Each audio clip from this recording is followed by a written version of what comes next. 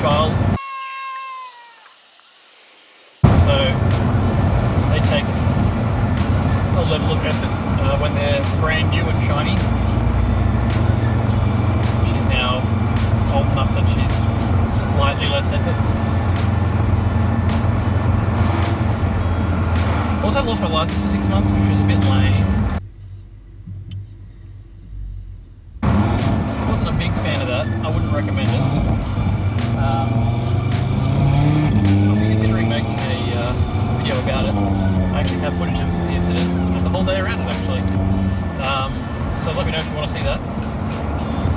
Mighty Car Mods has just dropped an RS3 video. Pretty awesome. We just bought an RS3. It's actually almost exactly the same as my car.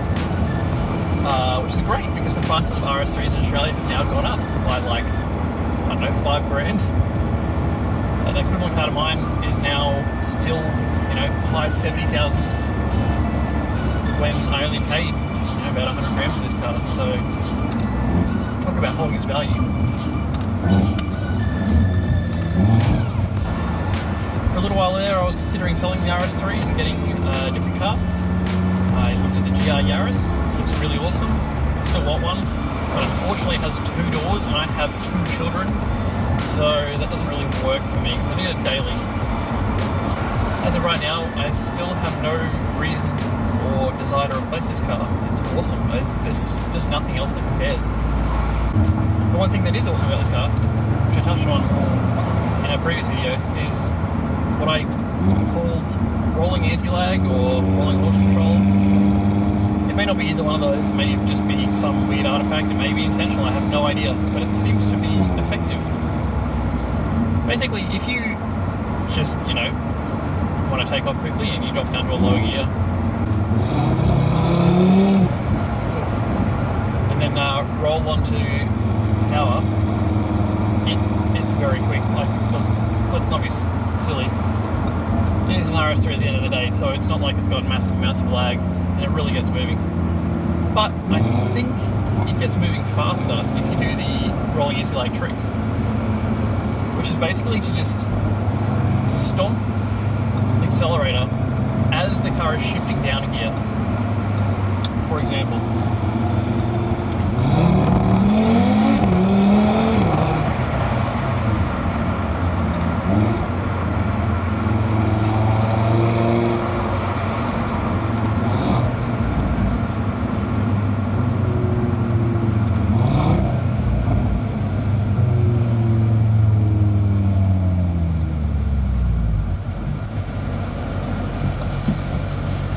Let's be honest, even if it's not faster, I'm still going to do it because it's really fun. But is it faster? Let's see, 60k an hour. Drop down to 60 seconds. 60, 60. Go. Yeah, it's like this. Yeah. It's really hard to do 60 to 70 in this car because the speedo doesn't actually update fast enough, so you have no idea how fast you're going at any given moment in time. Let's just try it again with the rolling anti-lag.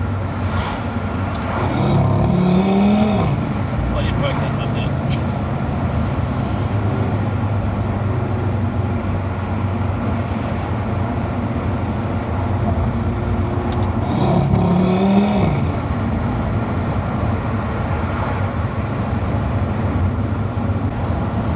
It seems to work best when the gear you're rolling into is going to land on about, you know, 4,000 or 5,000 RPM. So 60 to 70, 30 second is not a great combo. I think more like 80 to 100 in second, or 80 to 90, whatever it is, at the top of the gear. It's probably a better test.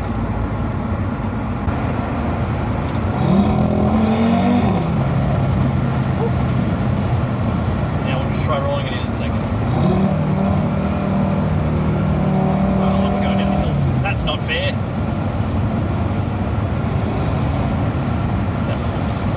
Like around 70k an hour.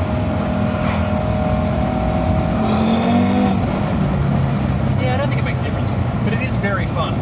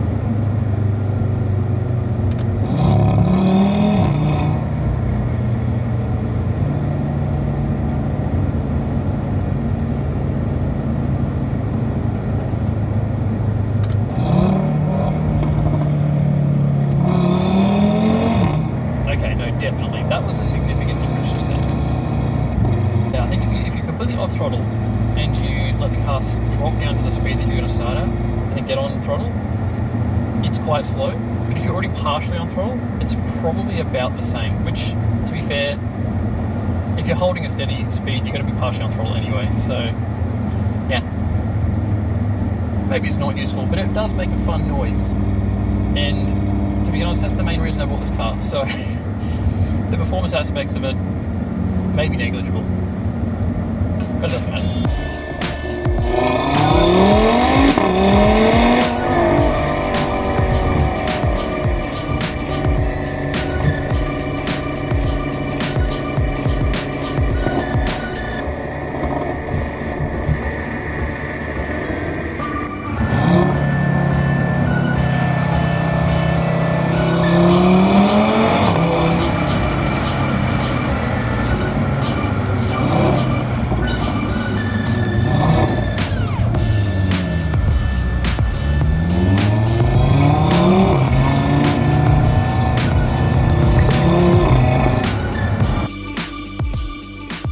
I have another pro tip, which is if you don't want it to crackle pop no matter what mode you're in, when you start it, go straight into the drive mode, like reverse or drive.